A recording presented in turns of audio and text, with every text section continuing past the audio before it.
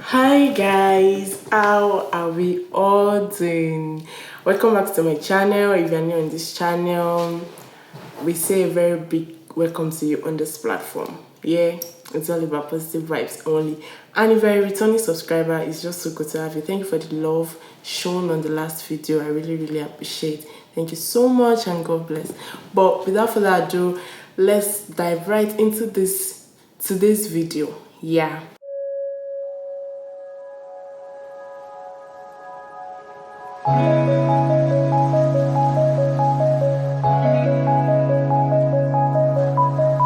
So today's title, as you can see, is how Canada immigration, which is IRCC, can almost break a marriage.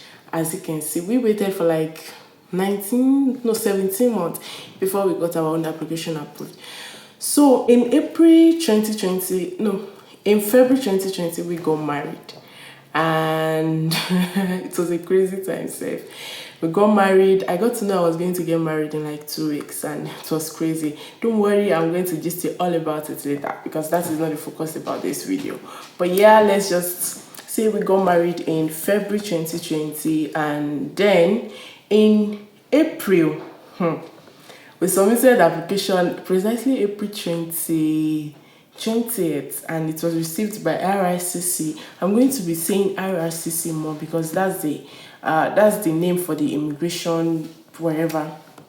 And we submitted application April 28th, got it April 23rd, 2020. And guys, we didn't get any reply till December 4th, 2020.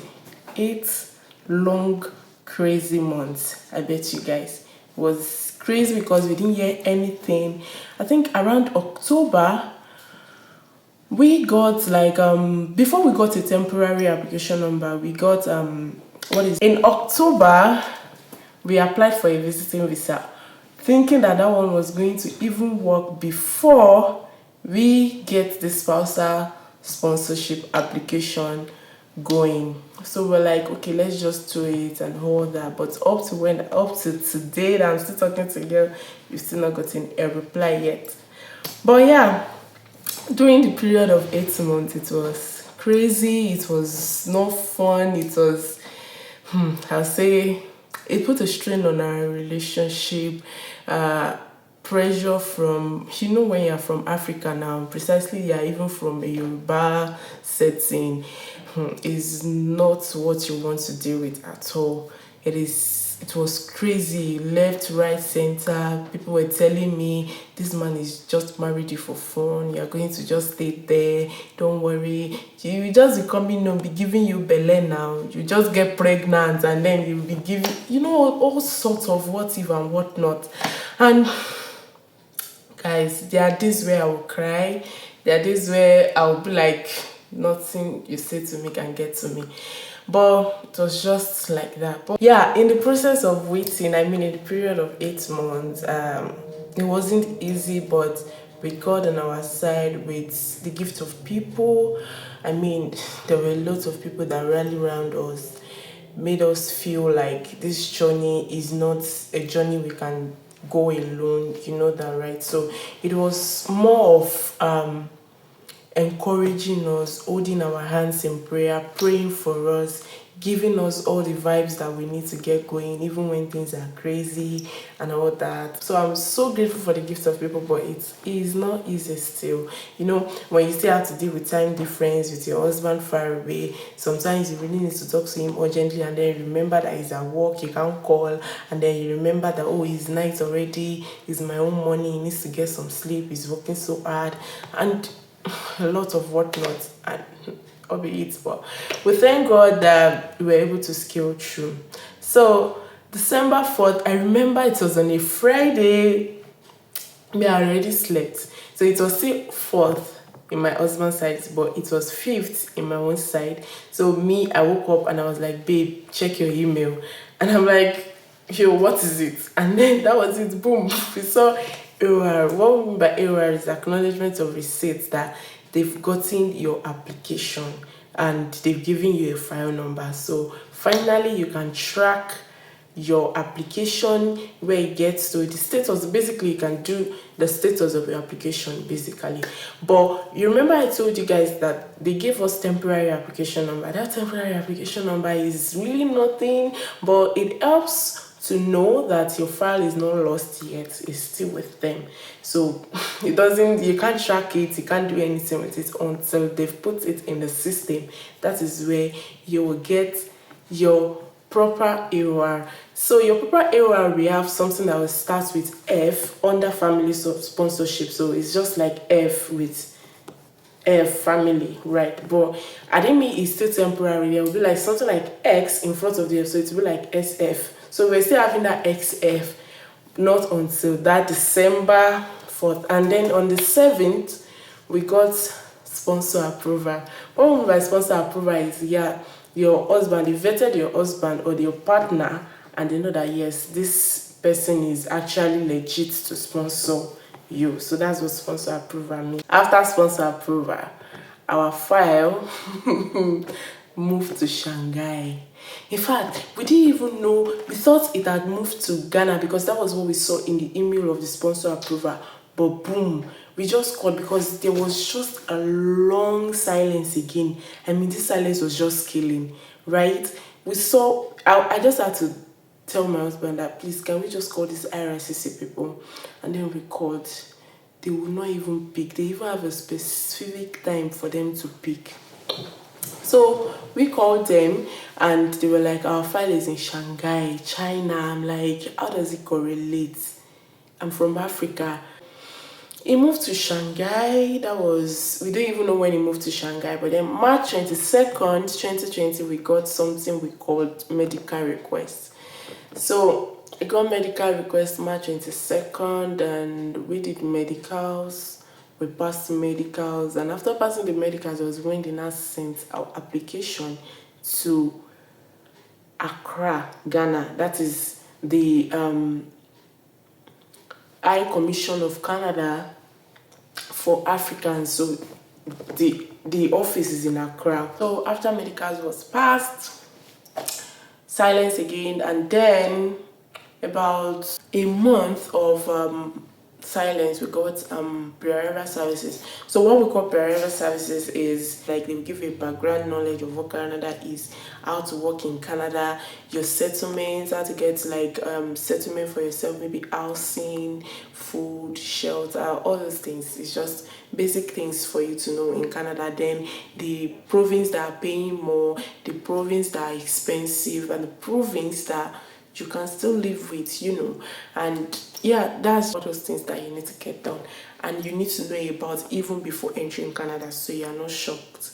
Yeah, so then after that, after a month that we got pre-arrival services, 2 weeks later we got DM. What we call DM is decision made. So there's a platform online where we track our application. So we call it ECAS. So on ECAS, we got it's to move from application received to decision made. So when you see decision made, it means that a decision has been reached on your visa application.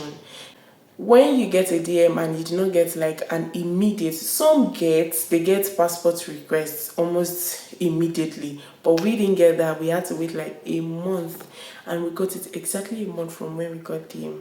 So it's that crazy. So, but yeah, after then, now that was passport request. When they ask for a passport request, that means the application has been approved and you're on your way to becoming an immigrant, a Canadian PR. That was all what we faced, but still, the journey was quite, I won't say that crazy. It helped in communication. We had to communicate a lot because definitely we do not have any other thing to do than to communicate. But then it still put a lot of strain and getting to know body languages. There was nothing like body languages. We just have to decode a lot of things by ourselves. So we have a lot of processes for Canada immigration, but the one we focused on, the one we applied through was what is it called? Spousal sponsorship application. And that normally takes a year. It's like the longest of all the application out there. But COVID happened, our own was 17 months. But still, there were a lot of people that their own was not even up to a year, and some more than a year or that. So you can't really say when your own is going to come or when it's not going to come. But time frame normally is a year, and with that you'll be able to, like, because they have a lot of processes from AOR is acknowledgement of receipts, to spousal approval. From spousal approval you get your biometrics done.